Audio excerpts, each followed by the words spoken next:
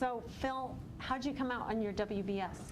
You know, I'm thinking that I'm going to have at least 4 layers. I've only got about 3 now, and I probably need to know a few more things, I guess. Okay, well, since we've already had the break for the WBS, and I want to show you a few more things before you start actually into the project. So I want to show you the split screen view. Okay. And remember those views I showed you before? Mm-hmm. This split screen is a good way to manage your projects and see more of the data that's in back of that schedule. Okay. So what you would do is you'd have your Gantt view in the upper pane. And remember those other views I had, like the task form view? Mm-hmm. You would have it in the bottom page. Okay. And how do you do that? Well, let me flip back over to my project. And I'm going to go to the Gantt view, just like I talked. Now you want to go to view and details, and that'll open up that split. Oh, okay. So that's how you get the split. It's pretty neat. So it shows you 2 different sets of information about the same project. Yes.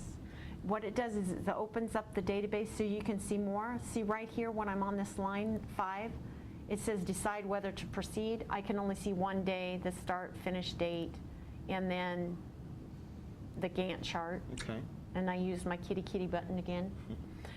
And down in the bottom then you can see even more. The duration, if it's effort driven, manually scheduled. Remember I talked about the task types? We'll get into those. Mm-hmm. Right now it's fixed units. Okay. So you can see more data. And one of my favorite things to do down here is to even go into a more detailed view called the task details form. So I go there, apply, and this opens up even more data. So I use this for updating my schedules, which I'll show you later, but you can see the current baseline and actual. Wow. And you can also see that this isn't baselined. And then it just opens up a whole bigger world of items you can see. Bigger can of worms, except you're as experienced as you are otherwise. Yeah. Oh, another trick over here is you want more data here, like you want to see the predecessors or successors or costs. You can right click over here and you can see all of those views here. Oh. So I'd like to see my predecessors and successors. They show down here. You're probably going, what is a predecessor and what is a successor? Yeah. What? Well, the predecessor lets you know what items you're going to work on next. So if you want to identify your available skills and information, well, what's the predecessor? I have to get done my business vision first. Okay. A successor would be, okay, I have identify my available skills here. After I get done with my define my business, which is the predecessor, I start that. And the successor is one task that has to have this complete before it can start. Okay. So that's the successor, which is number 5. So this is waterfall. And you'll notice that we have our time scale really big, really little here. Yeah, showing you a lot of detail. So I want to go to my time scale, and this is how you change it to make it so it would be not in hours, but in days or weeks. I'm going to make it weeks, so you can see it a little bit better. And then also you have to set your time here correct. Now that's a little cumbersome. In 2010 you can come here and set it up that way. Oh, it's a lot nicer. It's a lot easier. Yes, so you don't have to play with this little time scale here. Oh, that's good. You just use your time scale up there. Okay, cool. So that's your split screen. Okay. And then if you want even more detail, you can double click here and your little context box for your task information comes up. It has a lot of the same information you have here. But you have your tabs here too, your resources, advanced. So how did you get there again? I double clicked on a task. Okay. Any task. Okay. And it'll bring up this box. Okay, so each task has its unique. So you can see that data that's in back of it. Now, does your Excel have all of that? I can make a macro to do it. Oh. Okay, so that's your split screen view. Okay. I want to go into the project properties because you want to set that when you, or understand it.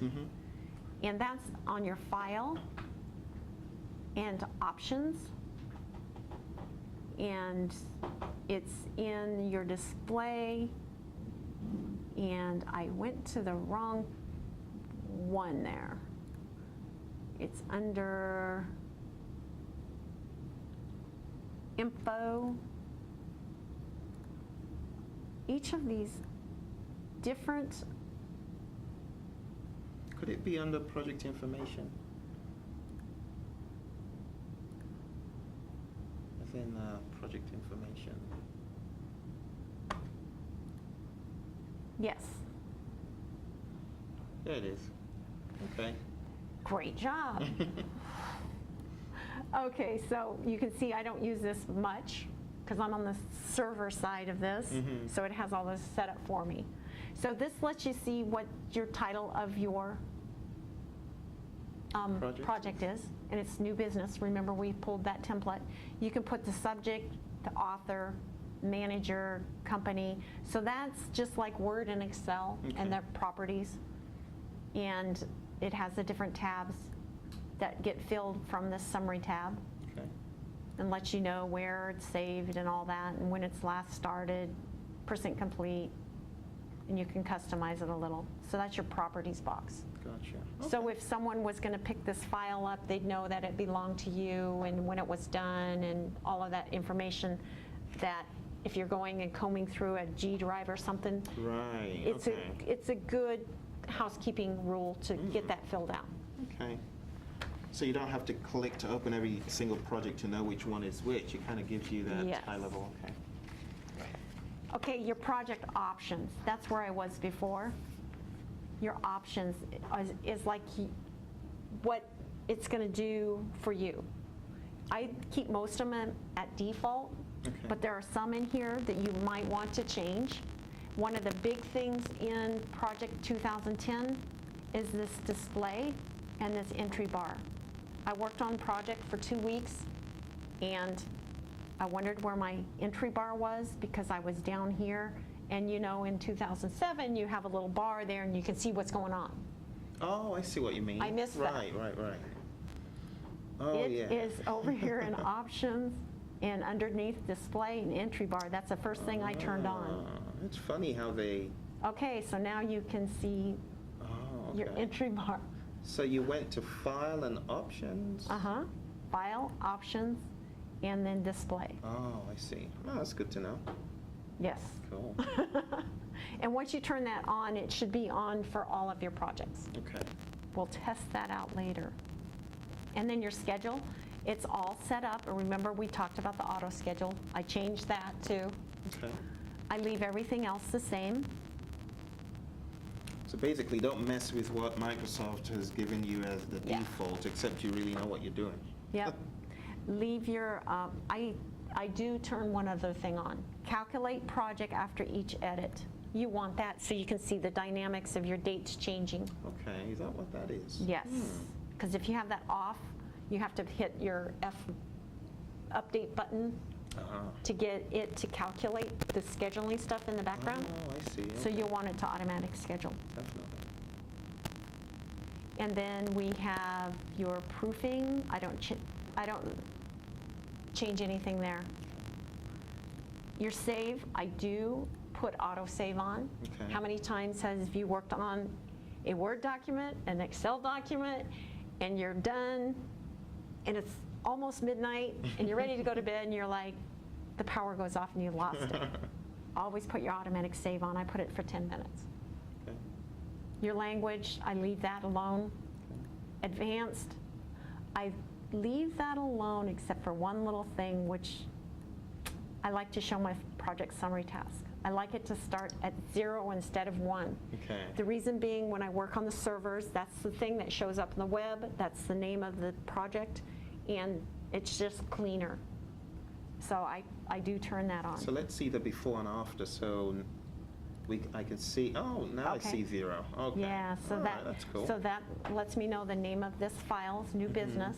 Without you having to insert another task, it just Yep.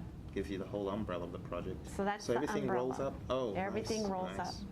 And your schedule's dynamic, so you know that those are the right dates. That's cool. And when you're managing 50 to 100 schedules like I do every day, you want to see the roll-up. You don't want to see the details. So you want to see the one line. Am I on time? Nice. And then back to our options.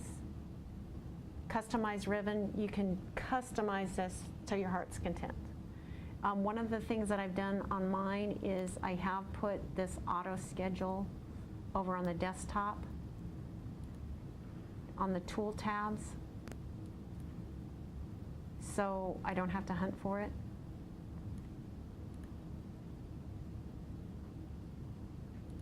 And I'm doing it in the wrong spot. Add.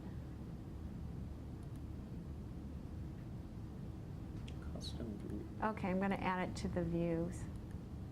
It's already in views. Well, anyway, you get the gist of it. I'll let you play with this I however will. you want. Absolutely. But you can customize it to your heart's content.